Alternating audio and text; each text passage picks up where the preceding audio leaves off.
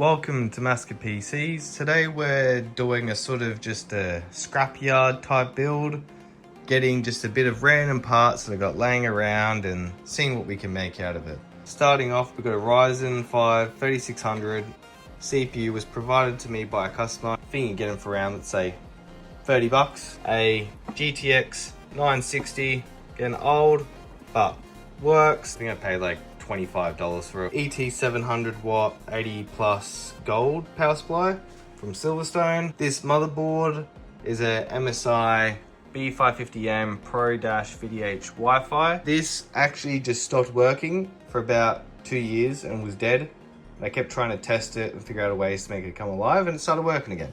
So I'm like, sweet, 50 bucks for 3600 megahertz DDR4 Kingston Fury RAM, 256 gig M.2 NVMe SSD.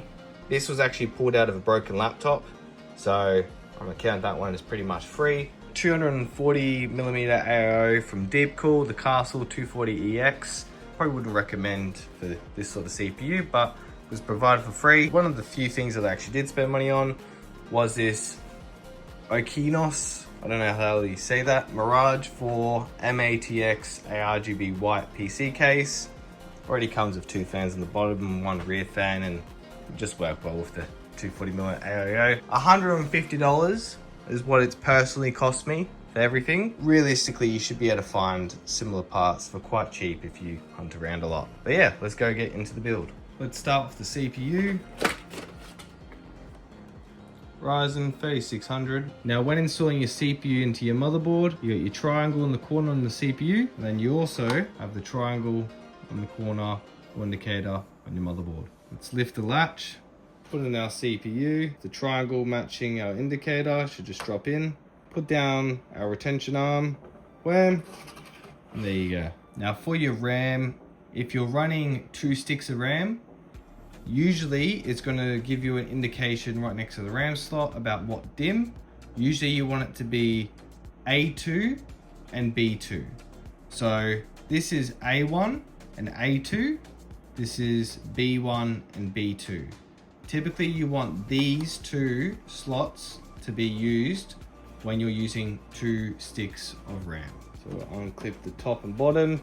Now sometimes they don't have clips on the top and bottom, they might just be on the bottom or they might just be on the top. Now you've got your slot on your RAM, make that line up with the slot on your motherboard. You go right here, you'll hear 2 clicks, that's when you know you've done it right. Facing the same way again for your second stick. Voila, that's your RAM installed. Here's our free 256 gig NVMe SSD. You usually want them in the top slot, as the top slot's fastest. The second slot usually goes through the motherboard chipset. We'll go do our top slot, a couple of screws, 1.2 SSD, line it with the notch, push it down, and then you can screw in there. For ours, it's a bit different. We gotta line up this screw with there, so to hold it down. Screw it on. Voila. Now that's our motherboard sorted. We got our SSD in, we got our CPU in, and we got our RAM in. We're gonna see if our CPU cooler has any mounting bracket to go into the motherboard. Here it is. This got sent to me a few years ago. It's been some time, not sure what I was gonna use it in, but perfect build for that. It's the worst way I could have done it. We got our hub for the fans. Here's our mounting brackets. So this is our AM4 brackets. We need these, screws for the fans. We just need 4 of these bad boys for the cooler. Just need these 4 here, which is our standoffs to screw into our back plate. This will enable us to screw in our AIO and mount it to our CPU. 1, 2. Now our motherboard's been prepared, we can go chuck it into its case.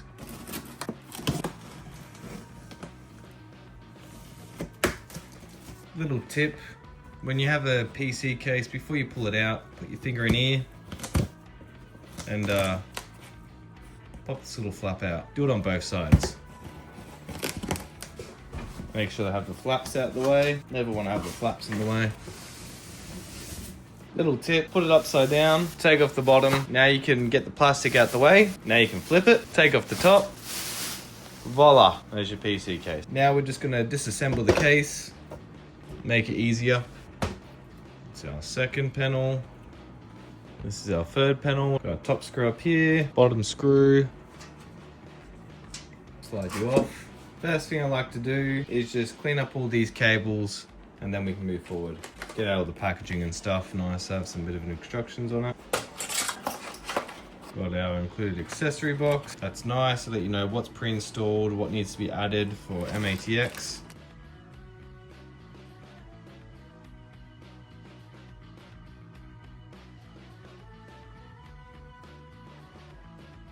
Okay, that's our cables somewhat spread out, easier to manage. Something I like to mention, if you've got an all-in-one liquid cooler, or if you've got any sort of fans that are blowing air out of the case, take off your top filter. All this is going to do is hinder the airflow coming out the top. And you're not sucking air in, so there's no point to filter the air. All you're doing is filtering air blowing out, which is just going to make your airflow worse and clog up the stuff. If it's top exhaust, always take off your top filter. It looks better with it on, but it's better cooling with it off. Now on a secondary note, these bottom fans are reverse blade sucking air in, blowing it up. This fan is a rear exhaust. Now you're going to have two fans on the top as well blowing air out, so that means you're gonna have 3 fans blowing air out. I personally don't like it. It's gonna look better technically as its current standard configuration, but I'm gonna flip this fan back to front, so it's actually going to be blowing air in instead of sucking air out. So it blows air in into the cooler and then that blows it out, instead of the air being blown up, blown away from the actual cooler and then blown out the top, which you can argue what could be better because you're blowing away the hot air from the graphics cards out the rear, but you're making these fans fight against this. I believe it's better to have that as a rear intake instead. 4 fan screws to get these off.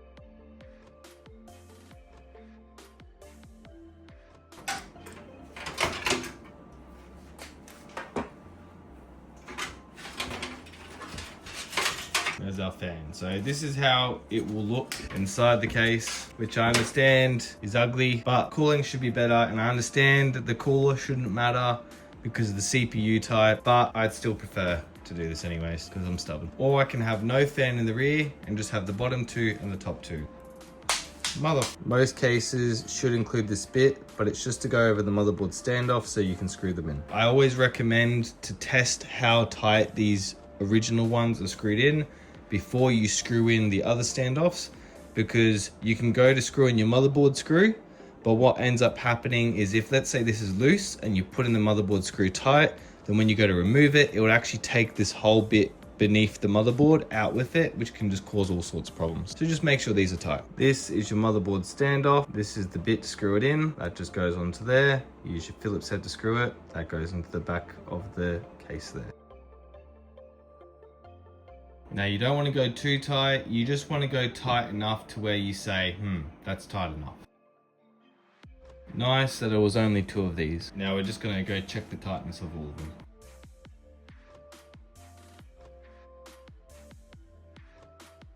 Okay, so I was going to say next we're going to put in the IO shield, which is a big metal rectangle that we clip into there. I had it. I don't know what I've done with it. I can't find it. I've lost it. I've done fucked up. She'll be right. I'm kind of triggered because it actually looks so ugly without it on, and it does provide a benefit, but is what it is.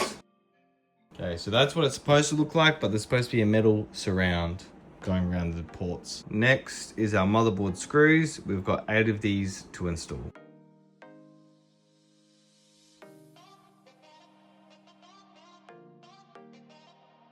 That's all 8 of our motherboard screws. 1, 2, 3, 4, 5, 6, 7, and then 8. Now, preferably you want to do it in a crisscross pattern to spread out the pressure. Now we've got to install all of our front panel connectors. Now I'm going to set everything up so we've got a nice little workbench. We're in our new spot. Probably should have recorded here from the beginning.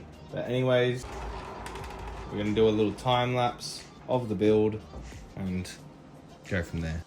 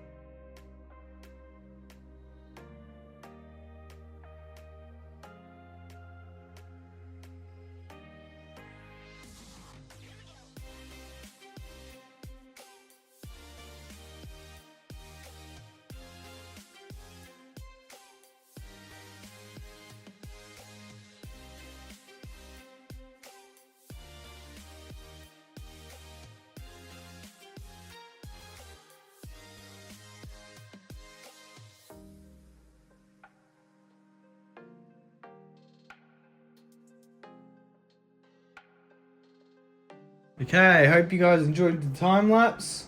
We have finalized the base cable management for the PC. This is how we're looking. She's quite nice. So you've got, I guess I can pick it up here and show you. Got our ARGB port right here. We've got our front panel connections here. We've got our HD audio right there. We've got our DC fan connection up here. We've got our USB Type-C front panel connection here. We've got our USB 3.0 connection right there. We've got our CPU AO cooler fans. They go into this hub, but that goes into here. And then if we look behind everything, as you can see, it's not the fanciest of wiring. It's not crazy or anything like that. Do with a bit of adjustment, but pretty decent, pretty easy to get to. You might look at all the zip ties and think it's all together and shit. It's actually very easy to just modify and mess with if you've got a bad fan and so on and so forth. But we've got all of our ARGB cables into our ARGB hub right down here. Just need the SATA power down there. So that's all sweet there. That's our hub for our two fans for the top AIO, which will go into there. Our hub for the ARGB for the top fans are hidden under here. So that's nice and discreet. I've made sure as well that the power supply will fit in here, so there's no issues with that. So now what we've got to do is we've got to fit the power supply. Once the power supply is fitted, then we can fit our AAO 240mm cooler. Once that's fitted, then we can fit our graphics card, and we now have a running PC for I think like $150, which is pretty good. So it'll be interesting to see how this little beast comes out. Here's our power supply, ET700 from Silverstone, 80 plus gold. A few years old, but still pretty good. We're gonna plug in our 24 pin, 6-pin sense cable. Not sure exactly what the reason is, but hey, it's there. Then we have our 24 pin, goes in next to it. Wham, that's in there. Next, we have our PCIe 8-pin graphics card cable. Comes with a daisy chain. Never recommend to use a daisy chain. Just grab another 8-pin PCIe cable instead of running the daisy chain. But also, keep in mind when you are going to plug in the power supply, the part that splits off from a 6-pin to a 2-pin, that goes to your graphics card.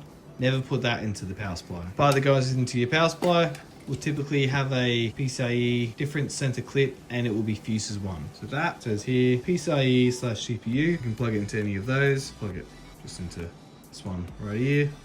Wham. Next we have our 8-pin EPS cable. Nothing fancy. This one's a bit different. It is daisy chained for dual 8-pin motherboards, but generally you should only ever have one 8-pin EPS cable per port for your motherboard. Same with the graphics card, but this one's a bit of a cheaper power supply, comes with both. So again, same thing as always. We want to make sure that that port is plugged into a motherboard, and the part that's not daisy chained, which will be this part here, is plugged into our power supply. Now typically it will say on the actual cable which part is for what. So this is EPS for the motherboard. Clearly this doesn't have it labeled, so this is signaling to us to plug it into the power supply, which is this port right here. We'll plug you in, nice and dandy. Lastly, we have our 6-pin cable. This is typically used for accessories, hubs, hard drives, SSDs, disk drives, anything that needs external power. Now that will go into your peripheral 6-pin port, plug it into there. Now that will give us our SATA power, and this will be used to power our hub for the fans and ARGB and all that sort of jazz. Now I've got everything pre-plugged in into the power supply. We're gonna go screw it in into the actual case and go from there. We'll line you guys up. Okay, there we go. Now we're gonna screw her in. 4 screws, 1 in each corner. Nice and simple.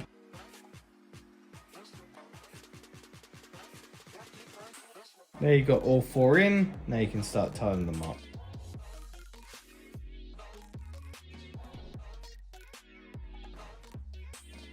Remember, don't strip your screws.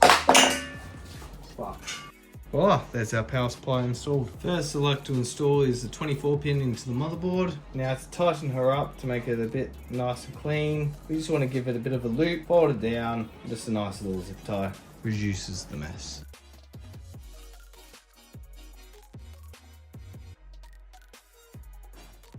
Now we can plug in our 24 pin. Make sure you get your clip on. Yeah, looking pretty good. Next I like to do is our 8-pin EPS connection to go into our CPU for our motherboard.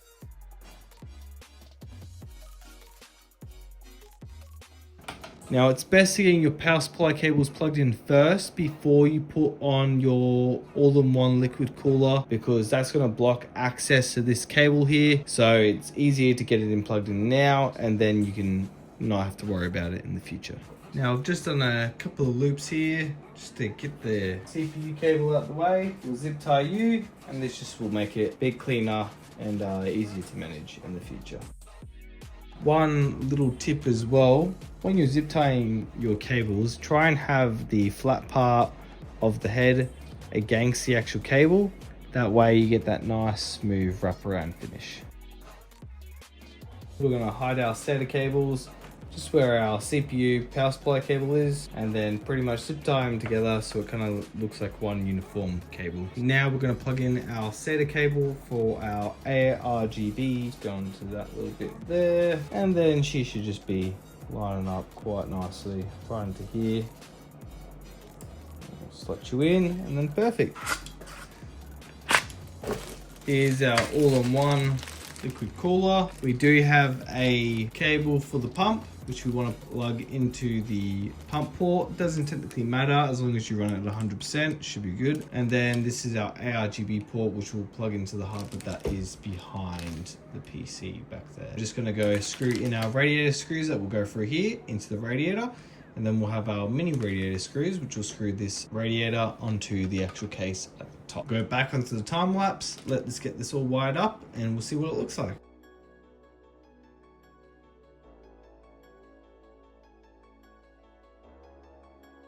Okie dokie, we've got our all-in-one liquid cooler screwed in and installed. We now have to put it on our mounting brackets on the actual cooler itself, and then we can then mount this. I'm gonna go wipe this thermal paste off. It's probably good, but I'm gonna go replace it anyways. Up to you if you want to, but yeah, I just like to do so.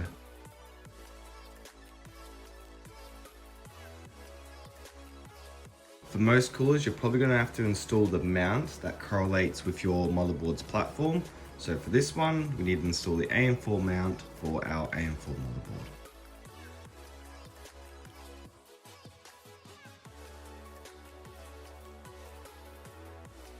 Now with the mount put on our cooler, we can put on the thermal paste on the CPU, mount the cooler, plug in our graphics card, finish all the cables, and then the PC's done. Before we put on our thermal paste, we want to give this a clean as well as the cooler, and then we can apply it and then manually spread it.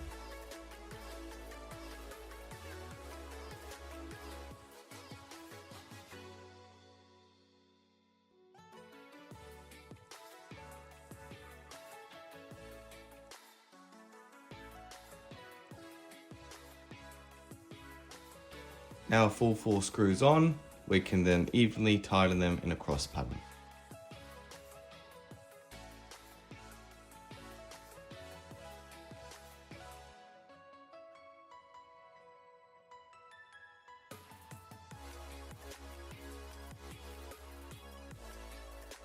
Here we go, we got most of the cables done, just got the graphics card cable that's left.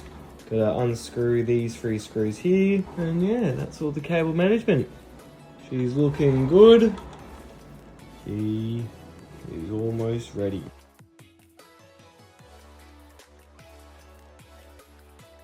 Remember, push this clip down. Now we can take our graphics card, line up your pins, and then slot her in.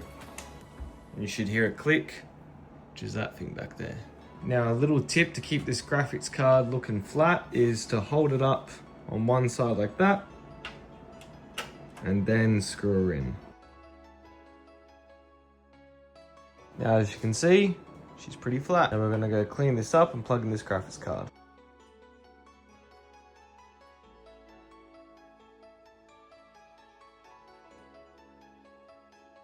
So we have lined up our PCIe cable. It's all looking nice and smick. So just remember, we'll just unplug it for an example. You got your clip. Make sure your clip is matching the clip on your PCIe port in your graphics card. See how there's no clip up there? That means there's a clip down there. So we want to make sure our clip is facing the same way on the bottom. Same time as well, PCIe will have 6 pins and then a 2 pin. CPU will have 2 4-pins. So make sure you don't get these confused. So we're going to plug her in. There we go. We'll line her up in there just so it's a bit nice and tuck her away. Nice and sweet. Now we're just going to screw on this bracket. You're lined in like that. Screw you in. And here we are. Here's our build. That's the back. She's looking mint. Now let's get power on. You want to make sure your power supply is off, and then we can plug in our cable. So we go shimmy you in, a little bit up and down, nice and tight. Flick you on. Voila. And there is power. Turn the Deep Cool logo around so she's good now. Still gotta do the peel. But yeah, she's looking beautiful. Play some games, see how she goes. Here's the rig, guys. We'll do a little peel. Oh, very nice. Let's go turn her on.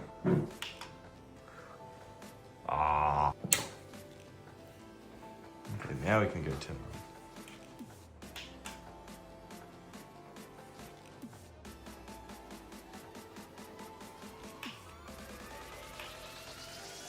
on. Hey, there we go. Very nice, mate, very nice. We're gonna go install Windows and all that jazz. I'll be back. Nothing crazy, but we got Minecraft running here. Pretty sure it's at 60 FPS. Not sure how to get the FPS counter working, but she's pretty quiet. We're downloading Fortnite at the same time. We got a village and a temple. Good shit. Also running at 1440p. Not a bad seed, got some diamonds, fuck you. Honestly, pretty impressed. Even with the vibrant visuals at 1440p, yes, it's on medium settings. The game plays pretty nice. I like it. It's a good rig. Very good rig. Okay, we're on Fortnite. We've got medium textures, unlimited FPS, and we're running at 1440p at TAA as well. So we'll see how she goes. Okie dokie. So we are struggling on the FPS mark, but hey, again, for a PC that pretty much cost 150 bucks, not too bad. Okay, I guess the game's rigged. First game on, Victory Royale, 4 kills, I'm guessing they're bots. But yeah, nah, played Fortnite perfectly fine. No stutters, no hiccups. Actually pretty sweet. So even with a GTX 960 and an AMD 3600 with 16 gigs of RAM, still goes pretty good. Can play modern games. Honestly, pretty impressed. For a cheap little build. Highly recommend. Thank you guys for watching. And yeah, hope you guys have a good one.